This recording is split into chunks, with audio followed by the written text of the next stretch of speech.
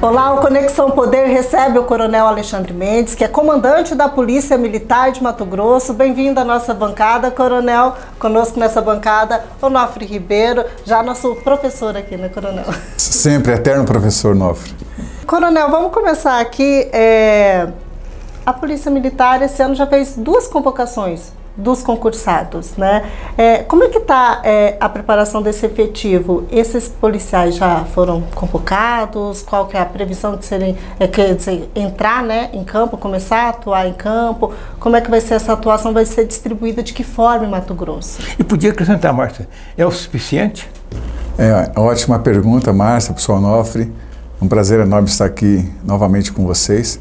Este ano foi homologado o concurso público que foi realizado pelo governo Mauro Mendes, exatamente mais ou menos no mês de abril. Ele autorizou a convocação de 515 alunos soldados, candidatos que passaram para o curso de formação de soldados, e agora no dia 3 de julho iniciamos propriamente o curso, onde esses alunos soldados estão ali na escola de formação, passando por um treinamento. Esse treinamento é muito rigoroso, muito rígido, justamente porque a maioria desses candidatos, e hoje alunos, eles não vieram de uma vida militar anterior.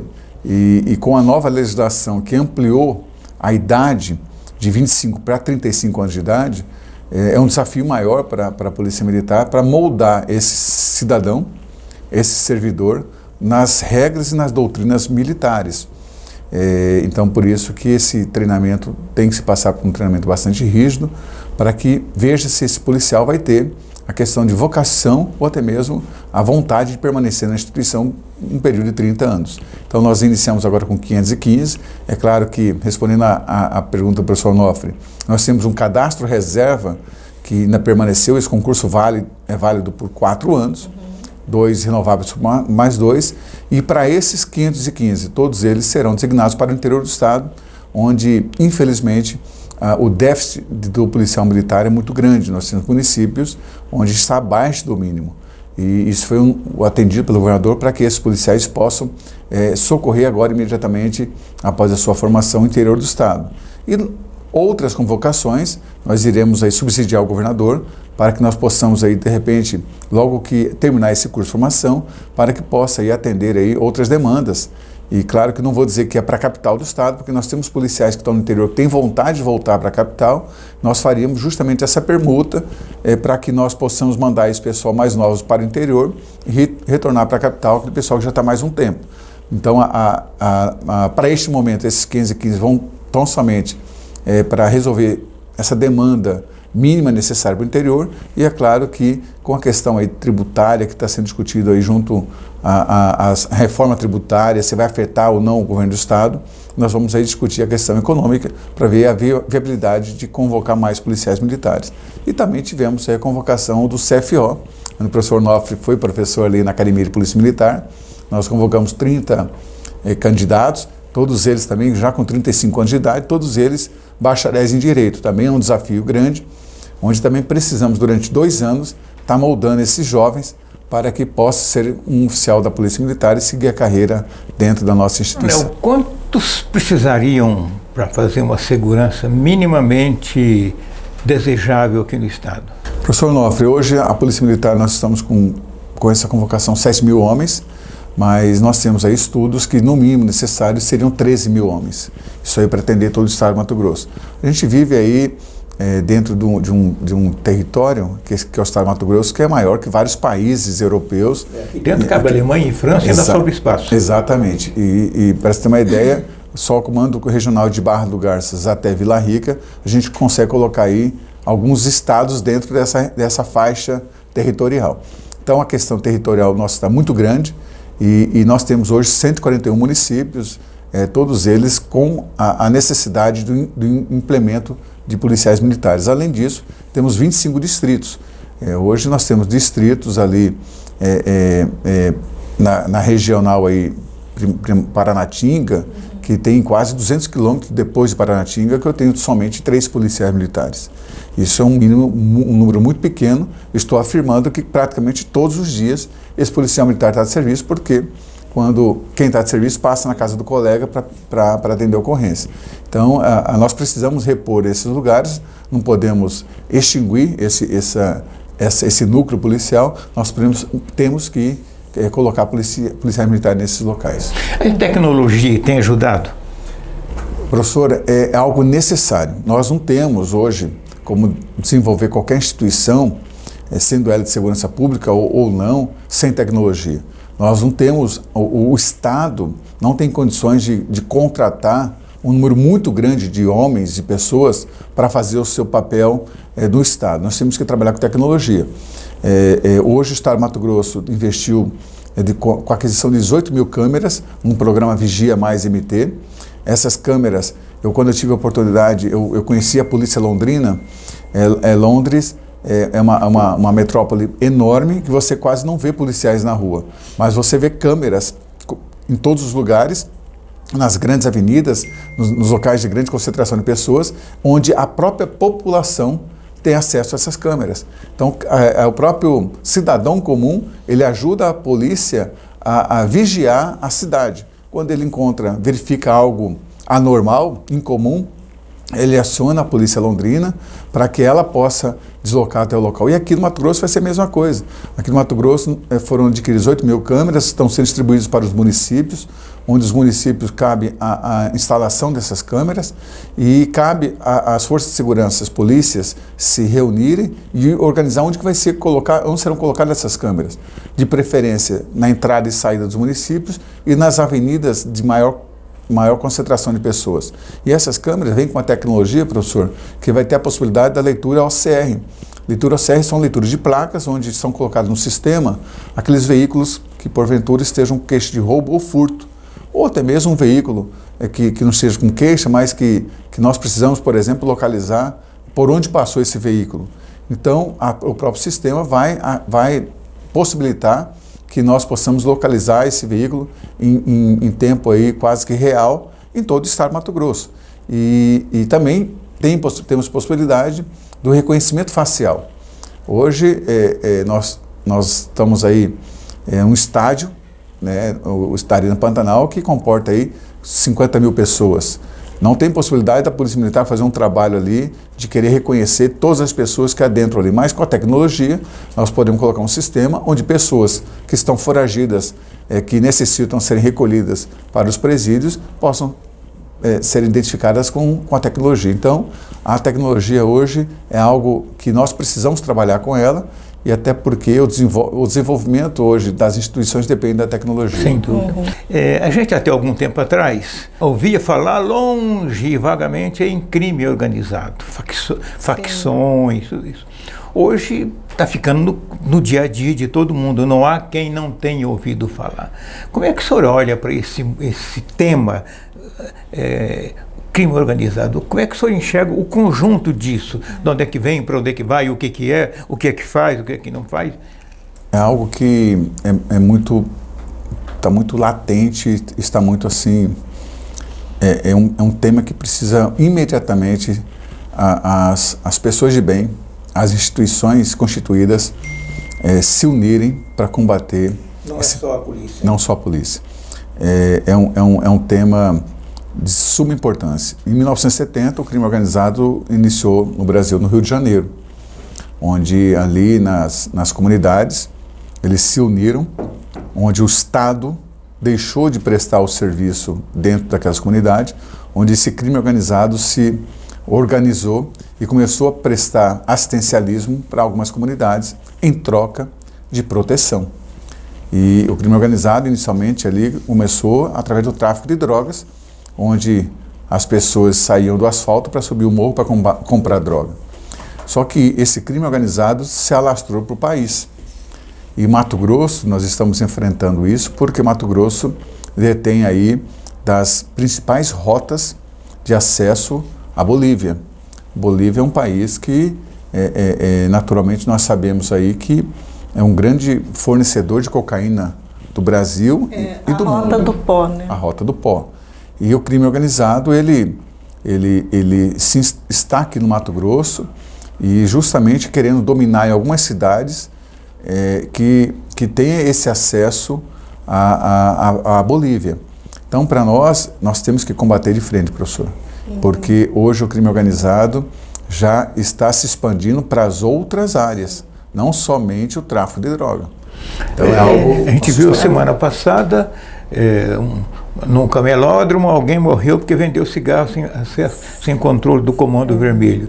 E teve outros crimes que estão mais ou menos ligados. Alguém me falou essa semana que eles estão controlando os bairros, distribuição de gás, de água, lixo. O coronel colocou alguma coisa sobre isso, né, essa semana também, que seria controlado, né, o gás e água nos condomínios também, o senhor colocou. Eu coloquei que no Rio de Janeiro, infelizmente hoje no Rio de Janeiro, algumas comunidades, as pessoas só podem adquirir botijão de gás, água mineral e o serviço de internet do crime organizado, porque o Estado não entra ali naquela comunidade. Mas aqui isso não Aqui no Mato Grosso, infelizmente, já temos relatos de alguns bairros onde a distribuição desse material também está sendo aí controlado pelo crime organizado. Então isso aí, o que eu disse em relação aos condomínios, que hoje já temos comprovadamente líderes de organizações criminosas morando dentro de condomínio. Ah, sim, isso então, a gente sabe. Então, quando eu disse que nós temos que... A gente sabe faz tempo, né? Eu disse que eu tenho provocado as instituições que nós temos uma falsa sensação de que as pessoas estão seguras dentro do condomínio, e não estão. Porque se tem lá um líder no comando de uma organização criminosa que mora ali dentro, ele pode autorizar a entrada de qualquer pessoa ali dentro daquele condomínio. E fato que nós já cumprimos aí mandado de busca e apreensão, juntamente com as forças de segurança, nos principais condomínios aqui da capital. Até os da elite, né? Sim, exatamente. Não tem mais essa ilha de segurança, não, então, digamos assim, a pessoa investe ali a economia da vida dela, nós vamos comprar uma casa aqui, que essa aqui é uma ilha de segurança, né? Que a criminalidade não chega. Não se pode, ninguém pode garantir que temos um local 100% seguro. A partir do momento que a gente lida com pessoas, não temos aí essa confiabilidade de que o local está 100% seguro.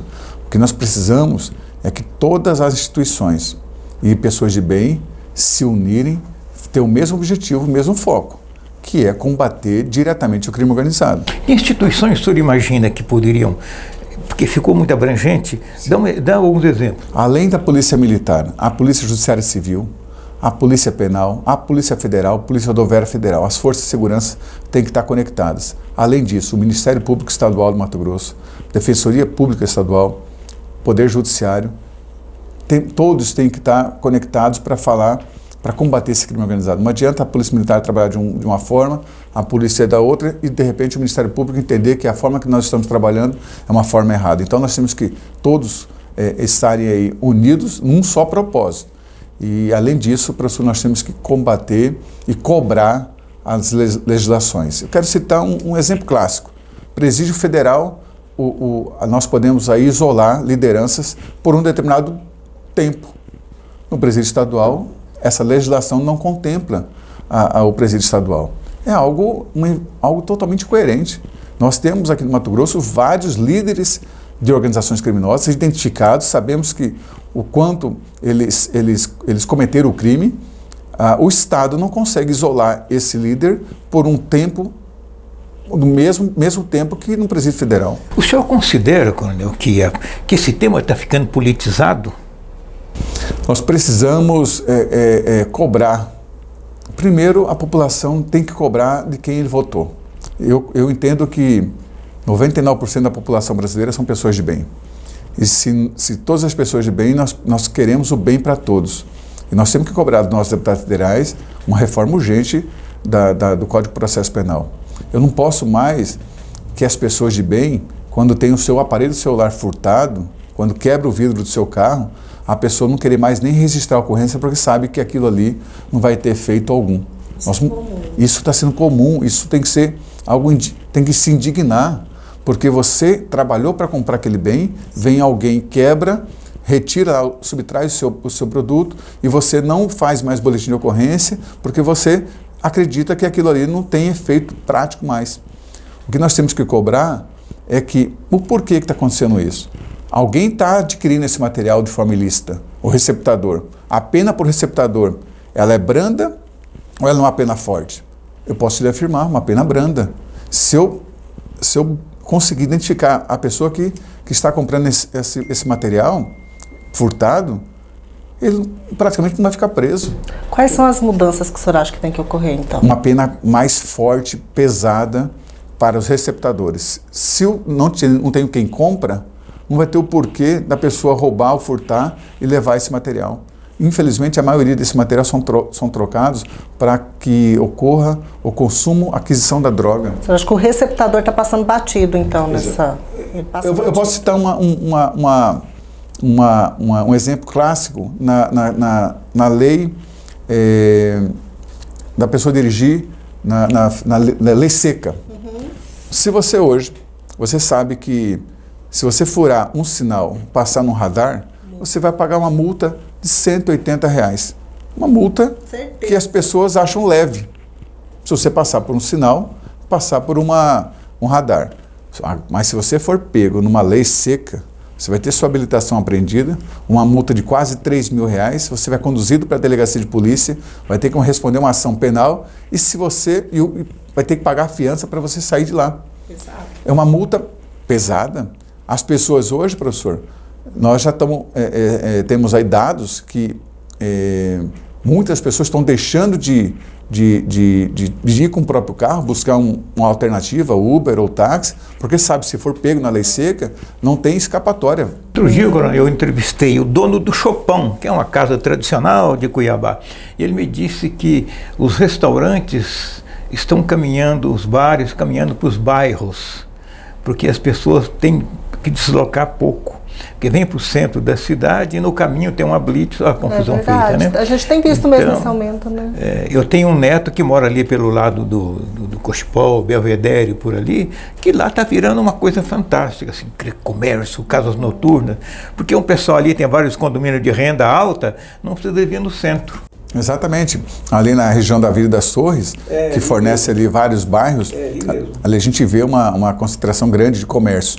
Mas até ali mesmo, a polícia tem que atuar e a pessoa sabe, se for pego na lei seca, ele vai pagar uma multa alta. Então, a pessoa pensa duas vezes antes de dirigir. Essa lei, então, tornou-se educativa, né?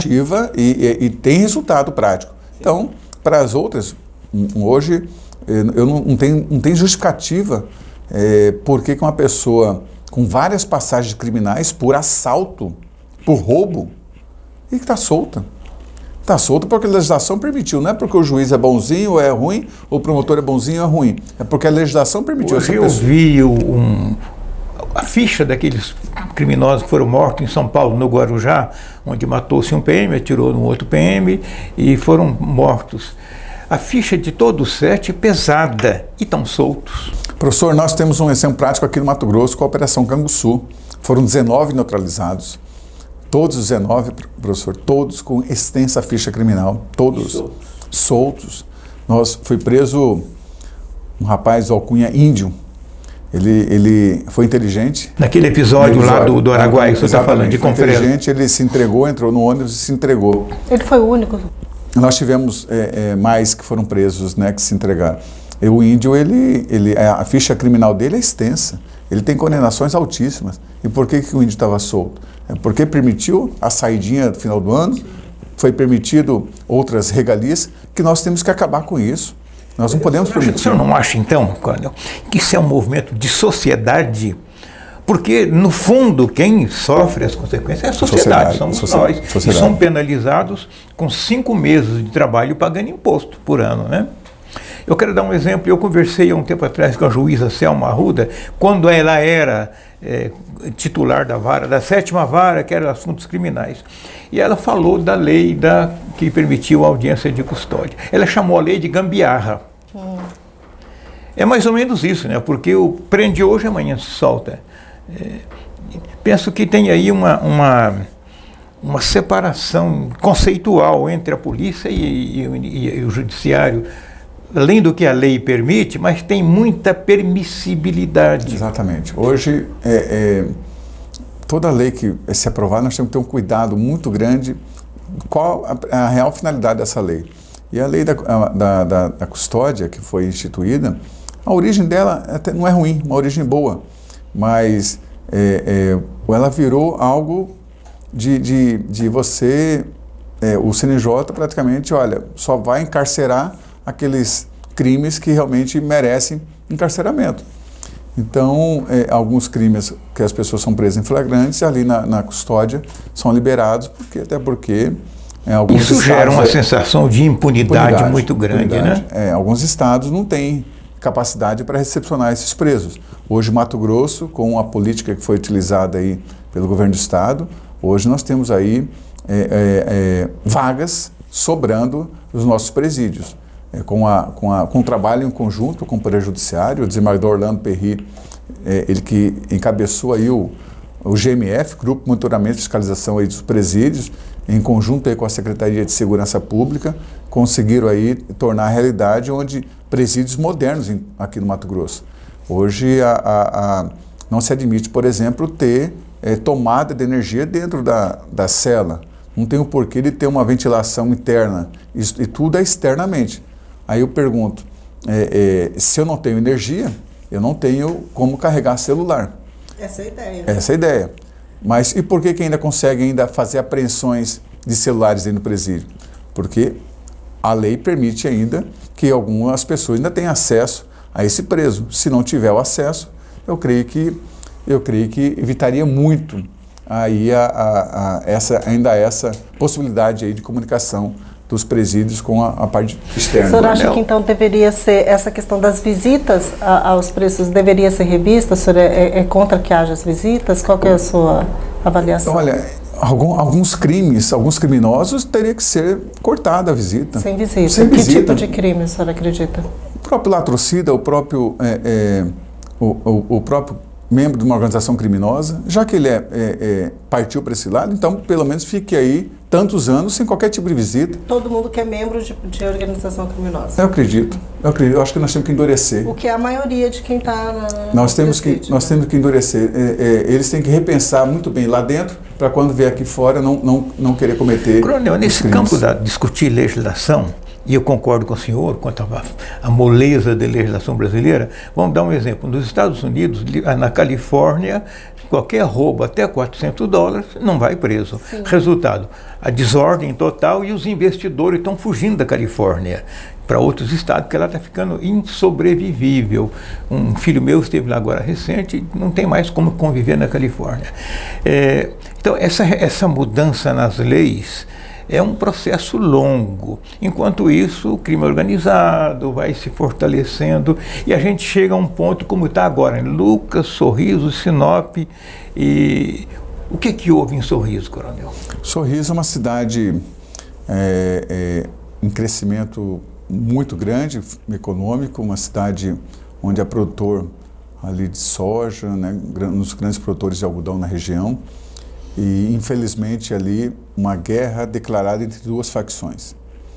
Nós temos aí uma facção, a origem dela do Mato Grosso, iniciou lá originário de Mato Grosso. Ela originou lá em Peixoto de Azevedo, através de dois irmãos índios, originaram essa facção ali em Peixoto de Azevedo, e essa facção, eu só me permite, eu não quero citar nomes, para justamente daqui a pouco não ficar aí criando aí mais seguidores, né? E essa facção, ela adentrou Sorriso e com o adentramento, e lá já tinha uma organização ali, eles estão se degladiando, estão se matando para o domínio ali da região mais periférica de Sorriso. Sorriso... É o dinheiro que atraiu. Exatamente. Então, e o crescimento da cidade, né? Sorriso hoje é uma cidade que está crescendo aí, número populacional maior que vários países no mundo. Sorriso, nós tivemos aí notícias em fatos que ocorreram em um mês de 14 homicídios em Sorriso, algo que muito preocupante para todos nós. Aí quando você vai verificar, os 14 morreram, são pessoas que têm envolvimento. Para a polícia militar não importa, tem uma família enlutada. Então, isso aí para nós é muito ruim, até mesmo para o crescimento e desenvolvimento de uma região onde sabemos que está tendo homicídios. E com o apoio do Poder Público Municipal ali, o prefeito Ari tem feito um trabalho gigante para que nós possamos, juntamente a Polícia Militar, a Polícia Civil, as Forças de Segurança têm empenhado para que nós possamos aumentar a sensação de segurança para as pessoas. Mas e como é que foi feito isso? Como é que está sendo feito e como é que tem que fazer? Porque isso vai generalizar no Estado. Nós fizemos já várias operações pontuais ali em Sorriso, com um trabalho integrado, inclusive, com a Polícia Federal, onde foram identificados autores, membros das organizações que determinaram as execuções e foram presos. Mas, volto a dizer, ainda acontece, não está nesse número alarmante, mas ainda está tendo essa guerra declarada ali em Sorriso, onde nós estamos hoje com essa força-tarefa para levar a segurança. 600 homens, né? Hoje em Sorriso nós estamos trabalhando com a Polícia Militar, Polícia Civil e as demais forças de segurança, estamos trabalhando em torno de 150 homens nas operações. Mas aí, envolvendo todo o mês, daria mais ou menos isso, o número de policiais que estão revezando para combater esse problema todo. E está sentindo uma redução? Em Sorriso, sim. Mas nós tivemos problemas pontuais em Barra do Bugres, tivemos problemas pontuais em Cáceres, né? Barra do Bugres, Cáceres. Cáceres é fronteira, né? Barra do Bugres também. Barra do Bugres é caminho. É caminho. Então, hoje, professor, nós não temos em condições de estar em todo o estado com essas operações permanentes. Mas nós temos um raio-x de monitoramento quando ocorre esses problemas de aumentar o índice de determinado local. Nós temos que fazer algo para que a população de bem possa voltar a se sentir segura. Sorriso já está voltando à normalidade, mas eu volto a dizer, eu não comemoro números, a gente não pode comemorar números a partir do momento que o Estado de Mato Grosso, o Brasil, onde temos aí 50 mil mortes violentas por ano, enquanto que Portugal temos 80 mortes. Então é muito desproporcional isso. Nessa semana que passou, teve uma morte de um PM no Guarujá, em São Paulo, e uma soldada foi atingida nas costas, né? E a polícia foi lá e fez uma operação e tirou de circulação 7 policiais. 7 bandidos, desculpa. No dia seguinte, o ministro da Justiça criticou. Eu lido com política a vida inteira. A política, ela produz certo simbolismo. Se o senhor disser, lá no comandante, que tal coisa é permitida, mesmo que não seja, não, você permitiu, então aquilo vira uma febre. Quando o ministro da Justiça diz isso, eu fiquei com uma forte sensação de que ele disse o seguinte, é o simbolismo do que ele falou. A polícia não tem legitimidade para fazer o que está fazendo, mas tem que deixar o bandido, o crime organizado florescer. Eu imagino que esteja pensando em política, não vamos discutir isso. Como é que o senhor olha essas atitudes do governo em relação... Isso me pareceu estímulo. E só completando, né? Ele disse que foi desproporcional, né, ao crime cometido. A ação da polícia foi desproporcional ao crime cometido. E isso de algo te ofendeu também como policial, como comandante? O senhor se incomodou com isso? Eu conheço o Coronel Cássio, comandante-geral da PM de São Paulo, o secretário Derite, também conheço pessoalmente.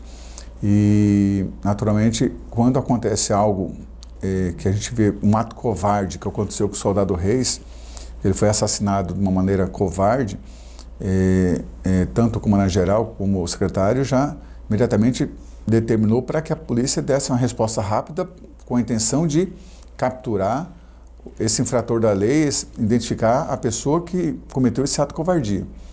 Naturalmente, a Polícia de São Paulo agiu, adentrou-se àquela comunidade e ocorreu os enfrentamentos e ocorreram aí algumas mortes. Eu não posso lhe afirmar como ocorreu esse adentramento, não posso lhe afirmar como aconteceu esse confronto, mas eu tenho que acreditar nos meus homens e mulheres que trabalham diuturnamente em prol da segurança pública. A fala do senhor ministro, quando ele diz que foi desproporcional, eu não consegui identificar até agora onde houve essa desproporcionalidade, mas respeito que ele deve ter algum dado, alguma informação que eu não tenho conhecimento quando ele afirmou essa desproporcionalidade. O que eu posso lhe afirmar é que, graças a Deus, não foi no Mato Grosso, porque no Mato Grosso, o que ocorrer aqui no Mato Grosso, a resposta será dada à altura. Então, os policiais militares, quando eles saem para trabalhar diariamente, eles saem para trabalhar, para voltar com segurança, voltar cansado, mas é com saúde e segurança, porque no dia, durante a noite, ele saiu para garantir a proteção e a segurança de todas as pessoas de bem. Quando vem um terceiro, e tira a vida desse policial, tirou a vida de um ente do Estado. Todos nós, pessoas de bem... Ao Estado, né? Ao Estado. Uma agressão ao Estado. O Brasil tem uma dificuldade que a gente gosta de comparar umas coisas e não compara outras. Se isso fosse em outros países, o senhor pode ter certeza que esse criminoso ele não sairia da cadeia tão cedo, porque ele feriu o Estado, ele feriu toda a população daquele país. E por ser ele ministro da Justiça, essa fala dele o senhor considera que foi desproporcional, já que a ofensa foi ao Estado? Aproveitando o termo, né? Aproveitando, né? Ministro Dino, uma pessoa muito sábia, tem uma carreira dentro do judiciário, foi juiz federal, foi governador do estado do Maranhão, senador pelo estado do Maranhão, uma pessoa que é uma pessoa muito culta, muito inteligente. Eu não consegui identificar de onde o ministro tirou essa afirmativa de que a operação, de que a resposta foi desproporcional. Então, eu fico aqui nas minhas dúvidas. Como o senhor tem uma função institucional, mas isso é ideologia do governo, ele está refletindo a ideologia do governo. Mas eu queria perguntar uma coisa, coronel. Aquele episódio lá de Confresa, que teve aquele assalto, vocês ficaram quantos dias? 40 dias. 40 dias lá na região, procurando colaboração da Polícia de Goiás, do Tocantins, né? Do Pará também. E aquilo repercutiu como um recado, repercutiu na criminalidade, como a polícia de Mato Grosso é dura, repercutiu assim? Aquela repercussão foi uma repercussão nacional para todas as polícias. Eu tive a oportunidade de ir no Conselho Nacional, eu estava participando no dia e depois eu participei, agora recentemente, em uma outra reunião com todos os comandantes gerais. Foi um recado dado para toda a população brasileira e para todas as polícias, que em qualquer momento, dificuldade de algum estado, as polícias estão prontas para colaborar com a sociedade local. Aquele ataque afrontou a sociedade mato-grossense, não só a polícia, afrontou a sociedade mato-grossense, em especial a comunidade Confresa. Quando bandidos, terroristas... Eles eram de facção? Todos membros de uma organização criminosa do Estado de São Paulo, todos. Eles saíram do Estado de São Paulo, recrutaram pessoas no Pará, recrutaram pessoas no Tocantins e adentraram ao Mato Grosso com um estudo prévio, sabendo que a cidade de Confresa tinham somente 2 policiais de serviço, sabendo que o acesso, o apoio daria ali por Vila Rica e por Porto Alegre do Norte, então eles obstruíram esses 2 acessos e também um possível acesso por aeronave, sabia que não daria tempo a polícia deslocar de Cuiabá para chegar até Confresa. Então foi tudo orquestrado. A sorte que eles não imaginaram que nós tínhamos policiais da reserva, policiais de folga e policiais de outros municípios que se mobilizaram imediatamente para reforçar o efetivo de Confresa, onde com aqueles poucos policiais conseguimos ali interromper a fuga pelo aeroporto, onde atravessamos ali no aeroporto 2, 3 caminhões para não ter nenhum... A pretensão era sair por aeroporto? Uma das pretensões, a primeira fuga deles era para o aeroporto, onde tinham ali aeronaves taxiadas, estacionadas, aeronaves particulares. Ligada a eles? Não, particulares, mas que dentro dos membros tinham pessoas que eram habilitadas a pilotar. E aí eles tiveram que fugir por uma outra rota de fuga, que deram acesso a uma reserva indígena, que chegaram até o Rio Araguaia, onde na fuga eles adentraram a Ilha do Bananal, que é um local que é praticamente intransitável, um local que não se... Muito alagamento. Um pântano, né? E aí deu tempo suficiente porque as polícias se organizassem, a polícia de Goiás, a polícia de Tocantins, Mato Grosso e Pará, para que nós fizéssemos esse grande cerco numa região onde também eu posso lhe afirmar que compreende qualquer estado, uma região muito grande. A Ilha Bananal é a maior ilha fluvial do mundo, né? Então é uma região muito grande que não é tão pequena que tivemos que mobilizar ali 350 homens desses estados para que esses bandidos ficassem cercados naqueles locais. Agora, uma coisa interessante, deu ruim mesmo para eles. Uma coisa interessante é que a sociedade, os que foram mortos, a sociedade não teve problema com isso. Ela entendeu que era a opção necessária. Professor Onofre, a sociedade, é isso que eu quero provocar na sociedade de bem. Ao mesmo tempo que todos se indignaram quando os bandidos foram lá dentro do bombeiro, pegaram um caminhão do bombeiro que ia para salvar vidas, e atiraram no carro do bombeiro e imobilizaram o carro do bombeiro. A sociedade se indignou com isso. Cada cidadão de bem falou, poxa, isso aí não deveria ter sido feito. O bandido atirar na direção, não só do quartel, mas na direção de pessoas de bem. Então a sociedade se indignou com isso, mas só que a gente fica indignado em silêncio. Nós não provocamos outros colegas, outras pessoas, para mostrar nossa indignação. Cada um fica em silêncio. E quando ocorreu esses confrontos e vieram a serem neutralizados, algum outro quis comemorar, a Polícia Militar não comemorou. Nós não comemoramos mortes, não comemoramos tragédias. Mas percebemos que a sociedade entendeu o recado e que qualquer pessoa com intenção dessa natureza, o Estado dará a resposta necessária. Então, ali, quando os bandidos vieram com capacete balístico, carros blindados, armamentos, fuzis que utilizados em guerras, eles vieram muito preparados para uma guerra. Então nós tínhamos que também nos preparar para enfrentar esses bandidos aí em pé de igualdade. E a polícia hoje tem armamento suficiente para encarar isso? Hoje eu posso afirmar para o senhor que nós temos. Hoje, alguns anos atrás, alguns comandantes, era só 28, né? Alguns comandantes não afirmavam para que não pudesse isso aí ser motivo de informações contrária à polícia. Mas hoje eu posso lhe afirmar os investimentos que foram feitos pelo governo do estado. Nós adquirimos fuzis Sig Sauer, que foi utilizado pelo Batalhão de Operações Especiais, pelas Forças Táticas. Adquirimos fuzis, o T4-300 da Taurus, em parceria com a Sig Sauer. Adquirimos as espingardas Benelli calibre 12, uma fabricação italiana que é a melhor arma do mundo. E agora cada policial militar tem a sua própria ferramenta de trabalho, que é uma das melhores armas do mundo, que é uma Glock calibre 9mm.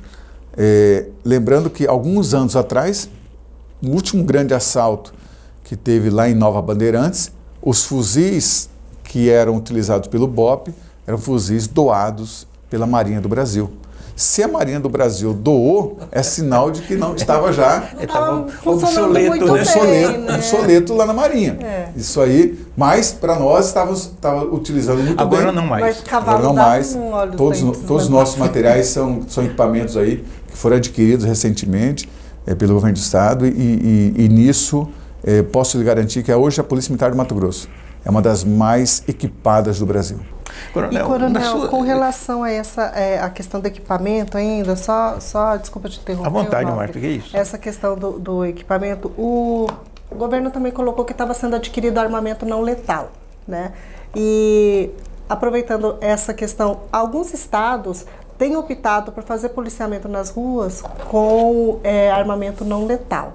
A gente conhece já o posicionamento da Polícia de Mato Grosso, do governador, sempre foi esse aqui, bandido não tem vez, tal. O senhor acha que isso tem eficácia, isso pode ser colocado aqui em Mato Grosso, e esse equipamento não letal daqui de Mato Grosso já chegou, vai para onde, vai ser usado como? Veja bem, um professor, para entrar na sala de aula, ele tem que ter instrumentos, equipamentos apropriados para ministrar aula para o seu aluno. Então ele tem que ter na minha época era um quadro negro, hoje já é um PowerPoint digital. Ele tem que ter materiais para que os seus alunos possam cada vez melhor estarem preparados para aquela aula. O policial militar, quando ele vai para o trabalho, até hoje, ele tinha somente uma arma de fogo para lidar com a população, para lidar com as pessoas. A única ferramenta de trabalho dele é essa arma de fogo. se ele fosse para um enfrentamento, que seja simples, que fosse com uma pessoa, por exemplo, um doente mental, uma pessoa com qualquer tipo de desequilíbrio, a única ferramenta de trabalho dele ou é o próprio corpo ou é essa ferramenta. Isso não é apropriado. Para esse tipo de pessoa, para esse tipo de ação, eu não posso utilizar minha arma de fogo. Volto a dizer, no estádio, dentro do estádio. No estádio não é local eu utilizar minha arma de fogo. Eu posso ter minha arma de fogo para minha proteção. E o soldado é treinado nesse sentido? Hoje, nós estamos adquirindo materiais, professor, eu creio que essa semana chega as armas não letais. Eu preciso de ter opções de ferramentas no meu trabalho para que a minha arma de fogo seja a última ferramenta a ser utilizada. Então eu preciso, por exemplo, de um gás. Um simples gás, às vezes, resolve o problema ali na hora. Numa briga generalizada, ao invés de eu usar o cacetete, a tonfa, eu utilizar o gás para dispersar ali aquelas pessoas que estão brigando. Uma briga generalizada que uma das pessoas vem contra a minha pessoa. Além de eu usar o gás, eu posso usar a arma não letal. Então, quando o agente só tem a arma de fogo, as ferramentas, é o que o Estado ofereceu para ele. Então, com a aquisição das tasers, ela para nós, vai ser um avanço. É aquela arma do choque. Arma de choque, porque o policial ele vai utilizar a arma de fogo somente em últimos casos. Então, nós precisamos que nós tenhamos essas armas de choque, que, por incrível que pareça, é muito mais cara do que a arma.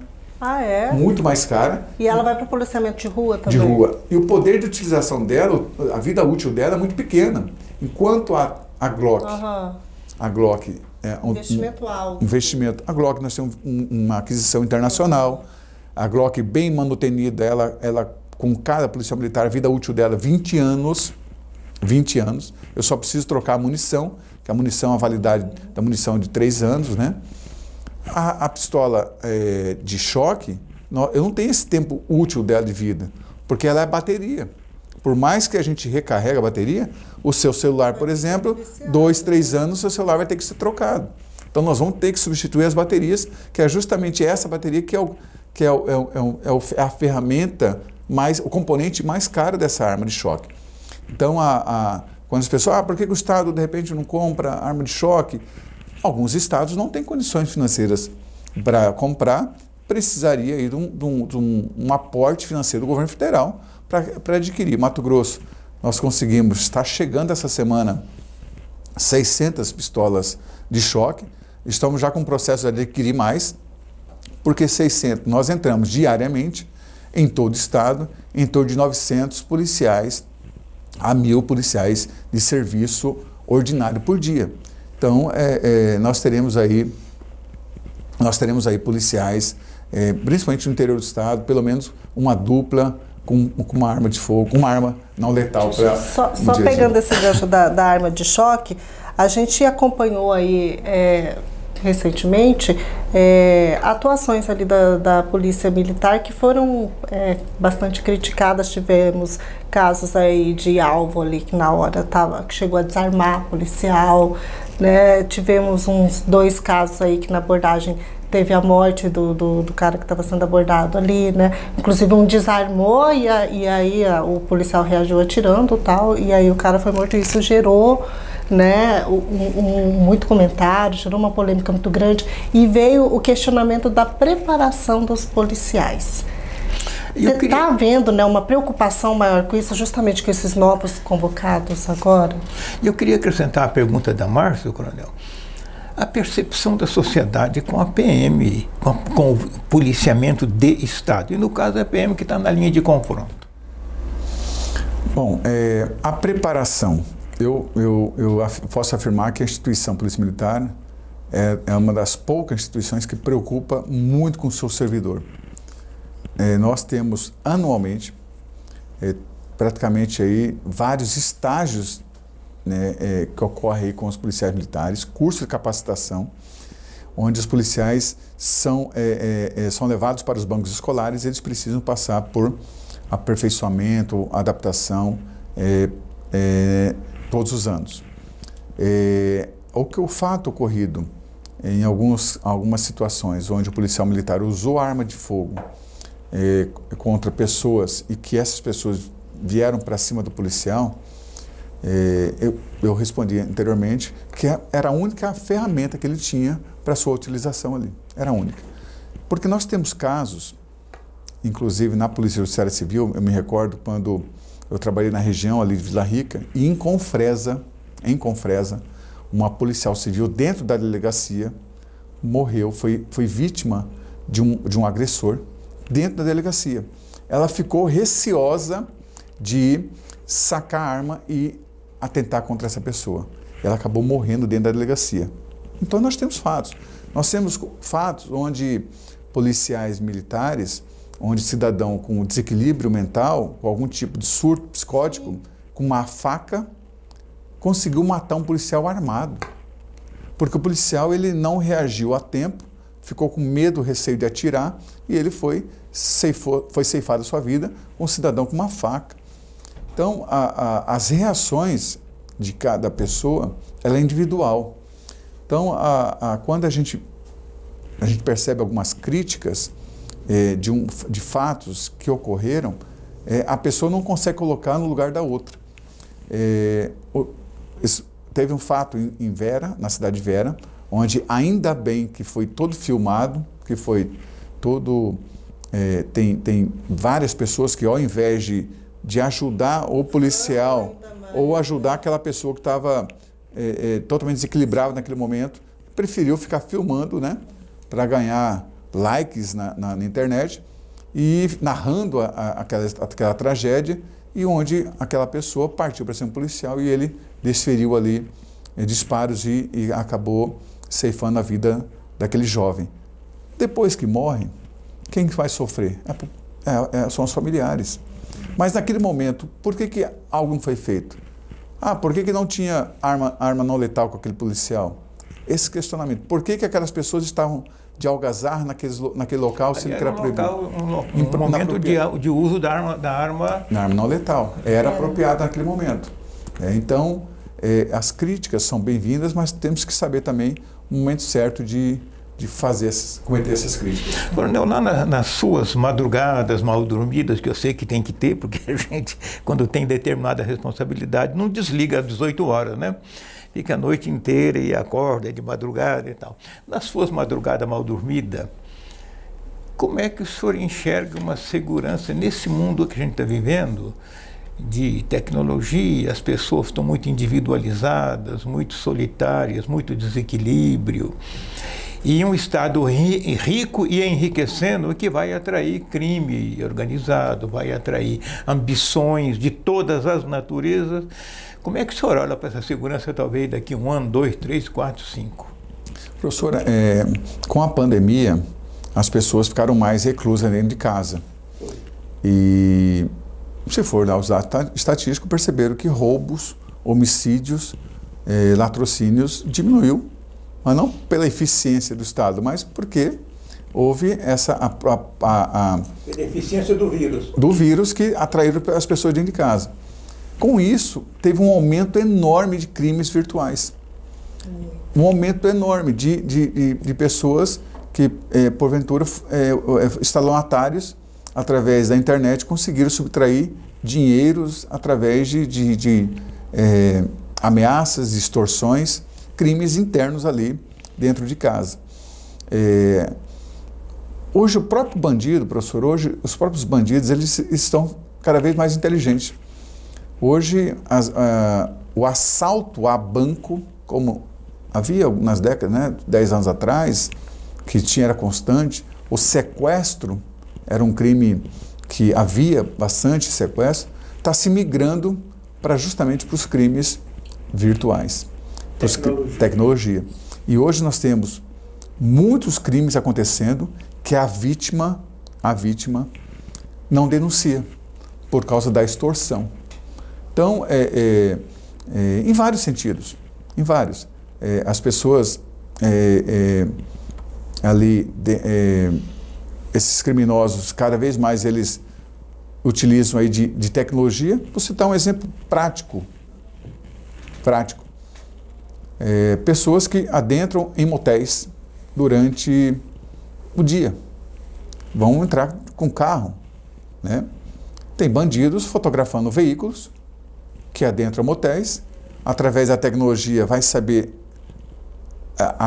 aquele veículo, aquela placa está cadastrada no nome de quem.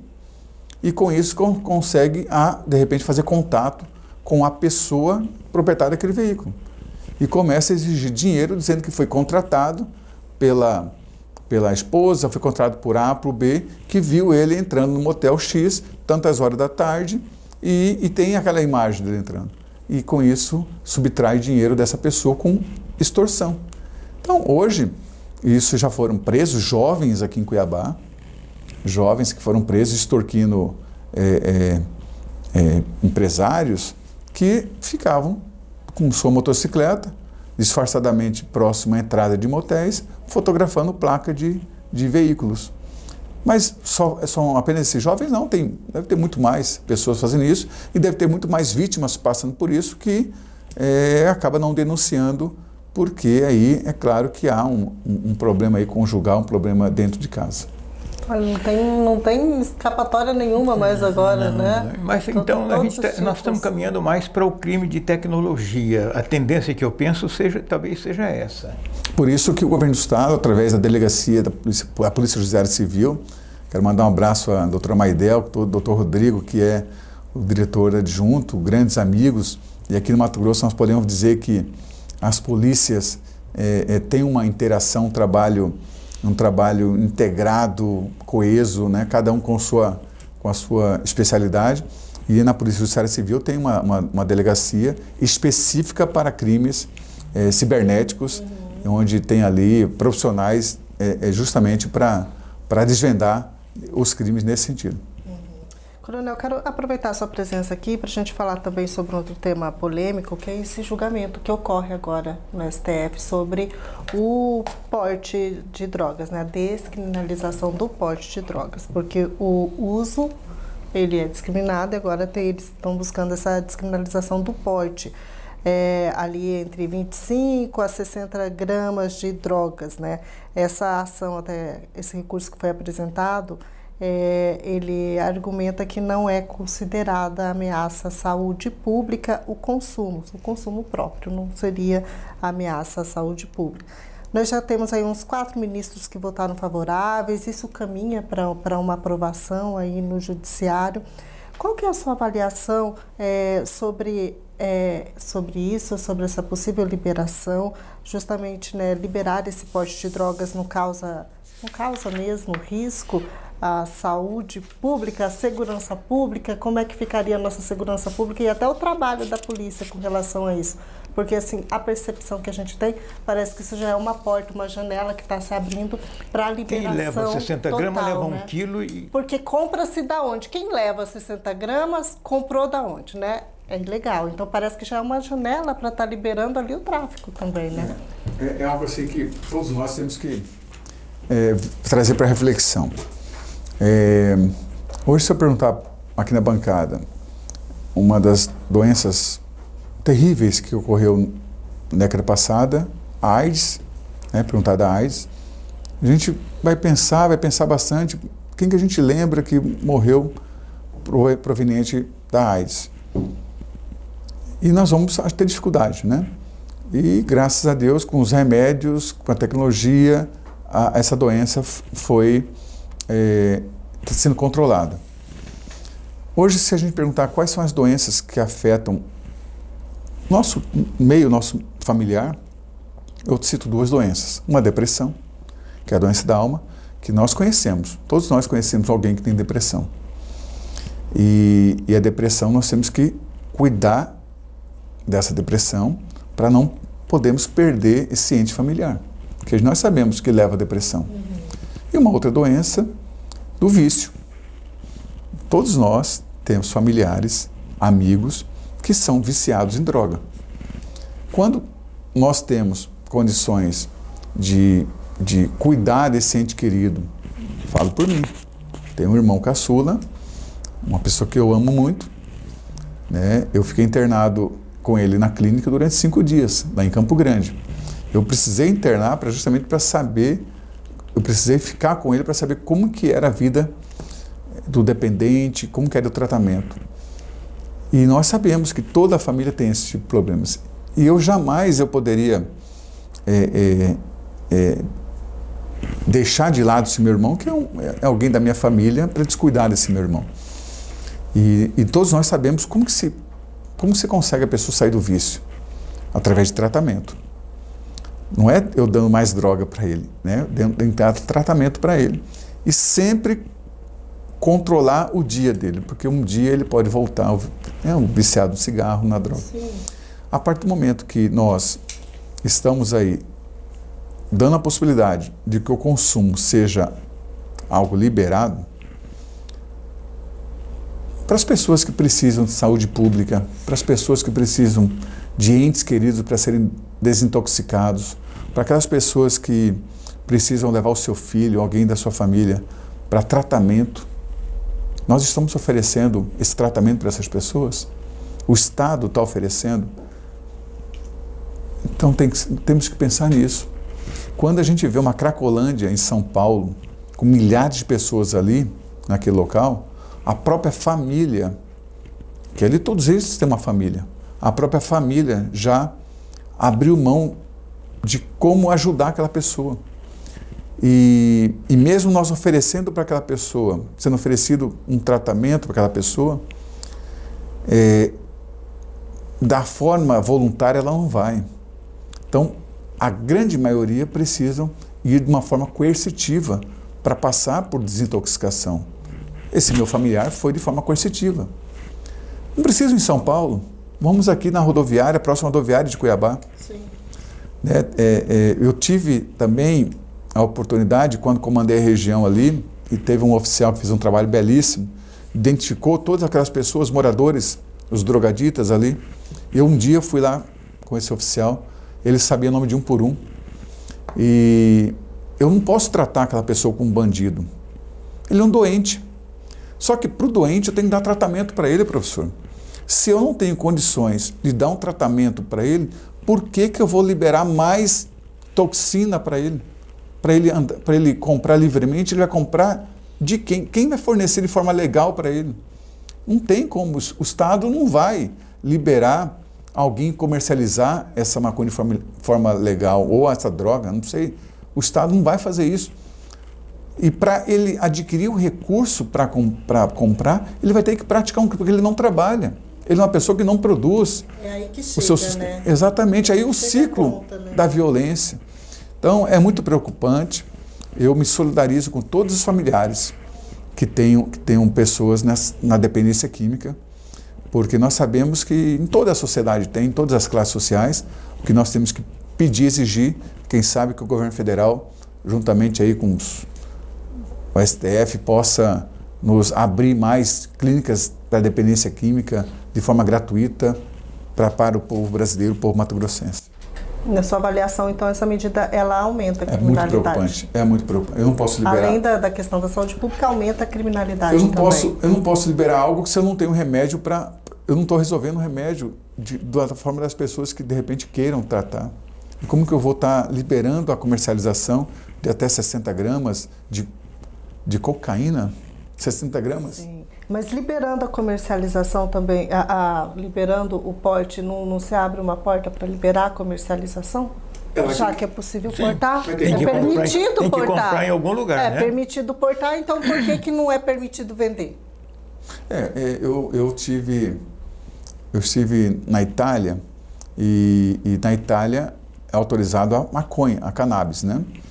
Só que se a pessoa for pego consumindo a cannabis em local inapropriado, a pessoa vai presa. Então lá, ele entra numa banca, lá compra a sua cannabis, ele tem um local próprio para ele consumir. Então as regras também são bem específicas. O que está sendo discutido no STF, em termos de quantitativo, de gramas, o que for pego, se é consumo ou não, nós temos que pensar também que a produção é ilegal. O Mato Grosso não produz, não conheço nenhuma indústria que vai produzir de forma legal isso aí, sabemos que no Nordeste tem grandes plantações de maconha. Em Ponta Porã, né? Aquela região do Paraguai. Incentivando o crime, então. Está incentivando o crime. Coronel, olhando para o futuro, a segurança vai ser um grande problema ou ela é administrável? A segurança vai ser uma grande necessidade para a população que queira crescer, desenvolver, vai ter necessidade de mostrar para o empresário que naquele local é seguro. Para ter que mostrar para as pessoas que se querem investir naquela região, que ele vai ter tranquilidade suficiente que ele possa investir com segurança. O que Mato Grosso está fazendo em relação às nossas áreas rurais, nós estamos mostrando para o produtor pequeno, médio e grande produtor rural, que aqui no Mato Grosso, todas as pessoas que vieram para o Mato Grosso com a intenção de investir na nossa área rural, terá a Polícia Militar para prestar a segurança necessária.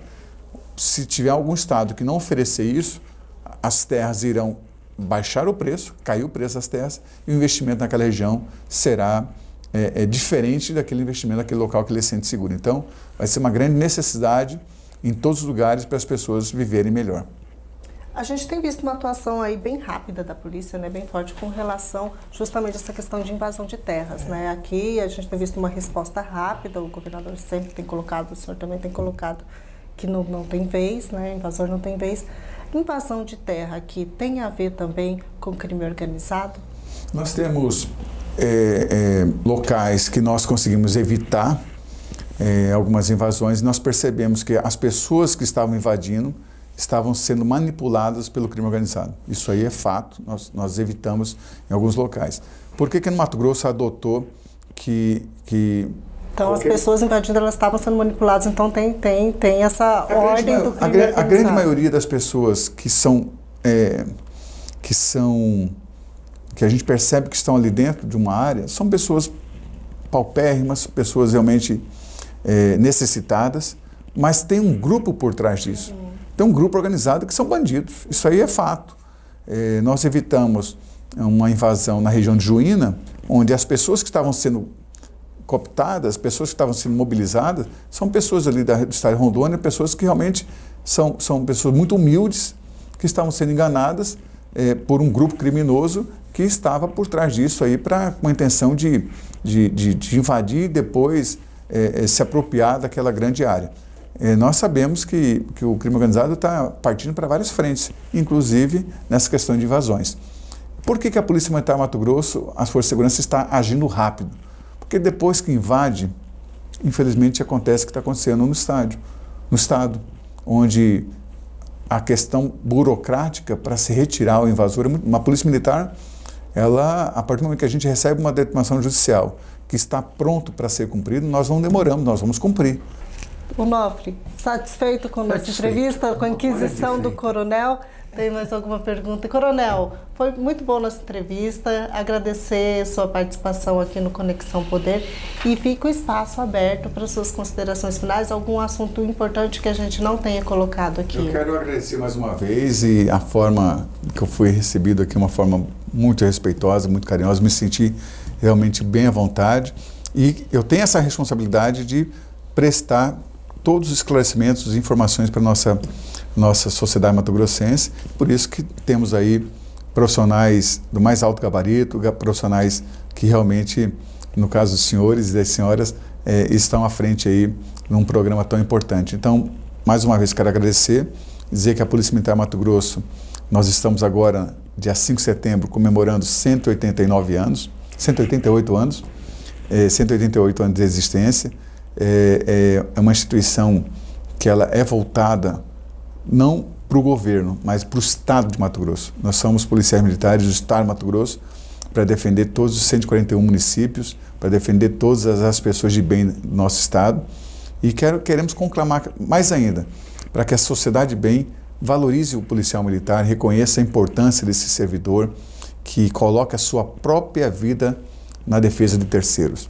Nós temos aí fatos onde nós não conhecemos as vítimas, nós não conhecemos as pessoas que nos chamam, e o policial militar coloca a sua própria vida para defender. Então, reconheça o trabalho de cada policial militar, temos falhas, sem dúvida alguma. Temos a humildade suficiente para dizer que nós temos que melhorar cada vez mais e se porventura, quando cometermos falhas, pode ter certeza que nós temos aí a própria Corregedoria da Polícia, o Ministério Público, que nós temos um respeito muito grande pelo Ministério Público, Poder Judiciário, Defensoria Pública, a própria OAB, nosso respeito a todos os profissionais da advocacia. Então, tem toda uma rede de instituições que estão controlando, estão ali para acompanhando as nossas ações. E deixar aqui a rede social da Polícia Militar, que é o PMMT, no Instagram oficial, e o comandante-geral, o Coronel Mendes, também agora está conectado. Se precisar fazer contato com o Coronel Mendes, estaremos à disposição através do Coronel Mendes _oficial.